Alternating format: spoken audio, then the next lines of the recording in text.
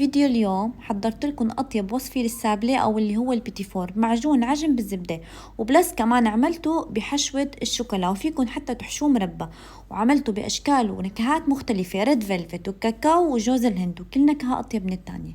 فضلا لا تنسوا تضغطوا على زر الإعجاب ومشاركة هيدا الفيديو مع الأصحاب وتشتركوا بقناتي. وحاليا خلينا نبلش فورا بطريقة التحضير.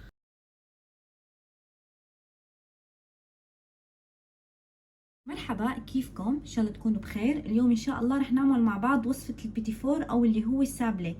رح احكي اول شي بالنسبة للمكونات. انا عندي هون كيلو طحين ابيض، طبعا اللي او اللي هو طحين الكيك او اللي هو كمان بيجي متعدد الاستعمالات بيمشي الحال. 500 جرام من الزبدة، تأكدوا انه تكون الزبدة غير مملحة، وتاني شغلة تكون بحرارة المكان، ما تذوبوها على الغاز او الميكروويف، اتركوها بحرارة المطبخ. هيك شايفين كيف تعرفوا؟ بهاي الطريقة بتعرفوا انه الزبدة تمام.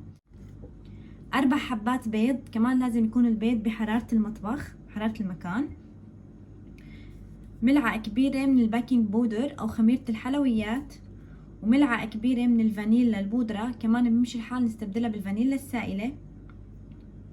معلقتين كبار من النشاء الذرة او اللي هو الكورن فلور. نشاء الذرة بهاي الوصفة لحتى نحافظ على الرسمة ونمنع البيتي فور من انه يتشقق. واخر شي عندي كاسة كبيرة من السكر البودرة. هلا بيمشي الحال حبيبات، بس الافضل انه يكون بودرة. هلا خلينا نروح مع بعض لخطوة العمل. اول خطوة عندي لتحضير البيتي فور لازم ننخل الطحين. هاي خطوة كتير مهمة لحتى ناخد بيتي فور هش.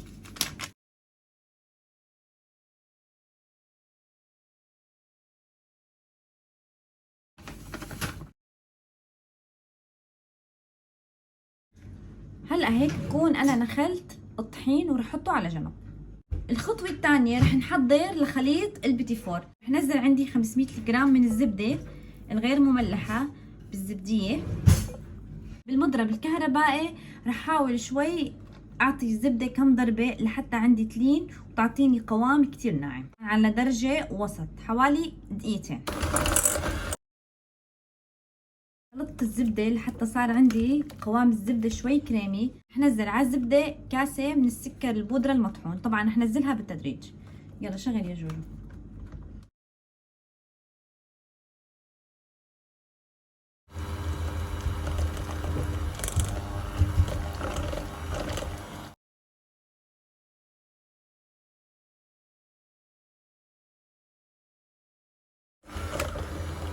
وقت بتختفي عنا اول بيضة بننزل الثانية، وهكذا لحتى نخلص ال4 بيضات.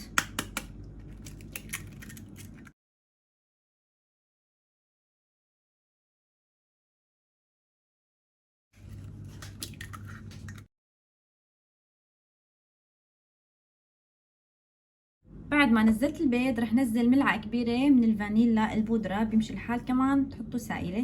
رح ادمج شوي الفانيلا مع الزبدة مع البيض مع السكر. وهلا حاليا رح بلش نزل الطحين ولكن على دفعة. بسم الله الرحمن الرحيم. بنزل حوالي 3 ملاعق وبدمج 3 ملاعق وبدمج لحتى تخلص عندي كل الكمية. اختفت عندي اول دفعة، رح نزل الدفعة الثانية.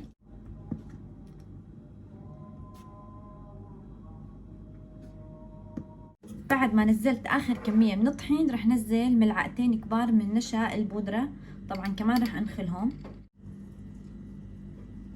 ورح نزل اخر شي ملعقة كبيرة من الباكنج بودر او خميرة الحلويات، كمان رح انخلها.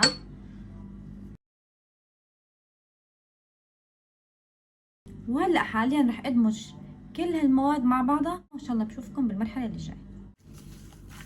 وهيدا شكل عجينة البيتي فور بعد ما عجنت على ايدي. طبعا لما بتحسوا انه تقلت حركة المضرب وانتوا عم بتنزلوا طحين، فيكم تستغنوا عن المضرب وتعجنوها بايدكم لحتى توصلوا لهيدا القوام. مثل ما نكون شايفين لما تضغطوا عليها هيك بايدكم ما تلاقوها انها مشققة، تحسوا انه العجينة مشبعة فعلا من الزبدة، من خلال انه انتم بنضغط عليها هيك ما تشقق معنا. هلا رح ريح خليط البيتي فور او السابلة حوالي نص ساعة، وان شاء الله هلا بنروح لمرحلة التشكيل. بعد ما ريحت السابلة حوالي نص ساعة ل35 دقيقة، انا رح شكل عندي السابلة على 3 نكهات، رح اعمله بجوز الهند وبالكاكاو وبالريد فيلفت. رح اقسم هلا العجينة اللي عندي ل3 اقسام متساوية مشان احط كل نكهة على جنب. هاي الكاكاو بنفس الكمية ريد فيلفت،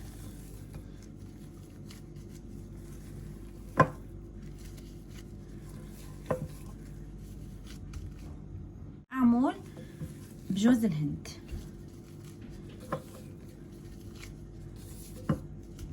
جوز الهند رح احط عليه ملعقة كبيرة من مبروش جوز الهند، هيدا الشكل. رح اعجن جوز الهند مع العجينة لحتى تختلط عندي كل النكهات ببعضها، وهيك بكون خلطت جوز الهند مع العجينة. تأكدوا انه اختلط جوز الهند وتوزع بشكل متساوي بكامل العجينة. لا رح اعمل هيدا القسم بالريد فيلفت. الريد فيلفت رح اضيف عليها ملعقة صغيرة من الكاكاو البودرة الخام الغير محلى، رح انخلها طبعا.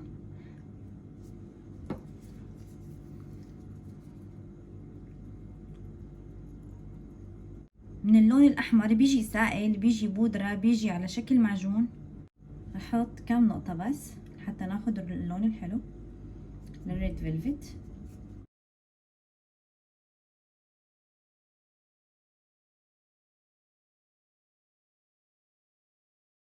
وهيدي نكهة الريد فيلفت. اتأكدوا انكم تدمجوا كتير منيح. دمج العجينة بهاي المرحلة جدا جدا مهم لحتى تحصلوا على عجينة لونها متناسق.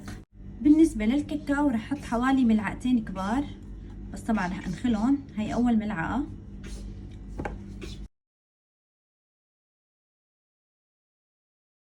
وهيدي الملعقة الثانية. والكاكاو لانه ناشف بودرة ورح ينشف لي العجينة رح احط ملعقة صغيرة من الزبدة لحتى حافظ على طراوة العجينة. هلا رح ادمج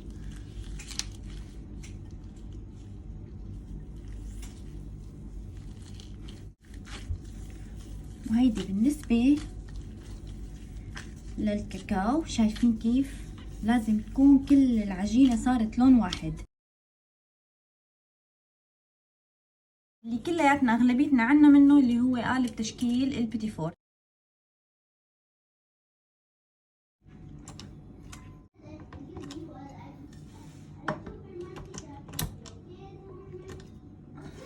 وهيك بكون عملنا اول صينية بالريد فيلفت.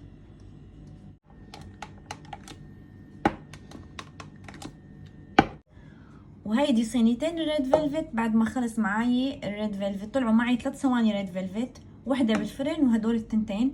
حطوا بكل صينيه سواء مع الشوكولا او مع الريد فيلفت حطوا حبه فانيلا مشان اثناء وجود الصينيه بالفرن توصلوا للون المطلوب من خلال حبه الفانيلا، لانه الشوكولا والريد فيلفت غامقين فما رح يبين عليكم اللون. حاليا رح ندخل الصينية على فرن محمى مسبقا على درجة حرارة من 175 ل 180 درجة مئوية، تشغيل أسفل ومن أعلى. بياخدوا حوالي كل صينية بتاخد حوالي 8 دقايق. إن شاء الله بشوفكم بالمراحل الجاية.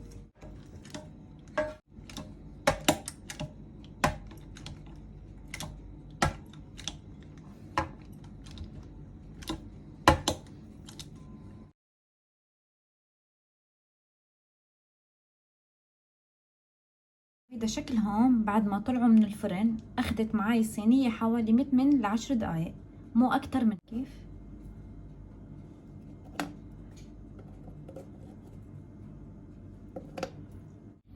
وهي صينية الشوكولا كمان صارت جاهزة عندي. وهيدا شكل البيتي فور بعد ما برد عندي. تركته حوالي 4 ساعات يبرد بحرارة المطبخ. ما فيكم تزينوا البيتي فور لحتى يبرد تماما لحتى ما يفرط معكم. هلا حاليا رح احكي بالنسبه لمرحله التزيين. فيكم تحشوا البيتي فور او السابلي، فيكم تحشوه بمربى، اي نكهه مربى بتحبوها. فيكم حتى تحشوه بالشوكولا.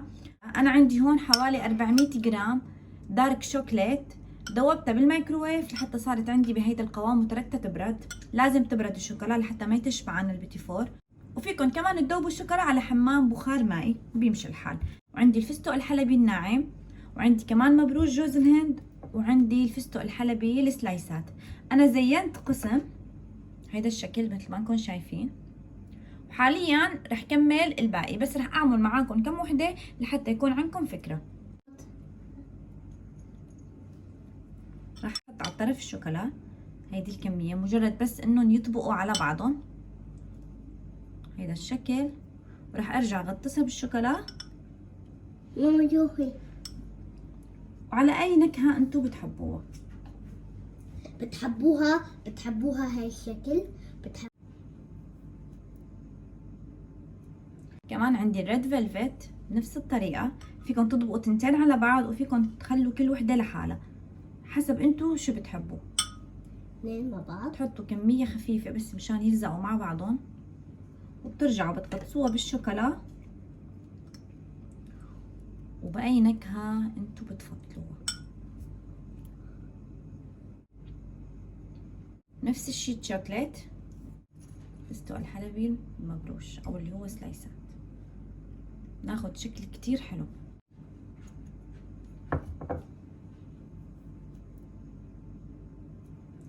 وهيدا شكلهم النهائي بعد ما زينتهم.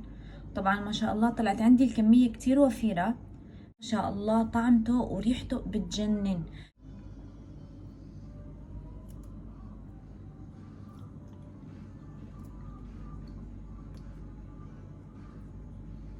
شوفوا ما شاء الله بيشهي طعمته يا جماعة، وريحته ما بقدر اوصف لكم اياها. طعمة الزبدة كتير كتير واضحة، لذلك بقولكم اختاروا نوعية زبدة كتير كتير منيحة وطيبة، لانه هيدا الشي رح يبين بطعم البيتي فور او السابلة لما يبرد. يلا بشوفكم بفيديو جديد واكيد مع وصفات جديدة، وسلام.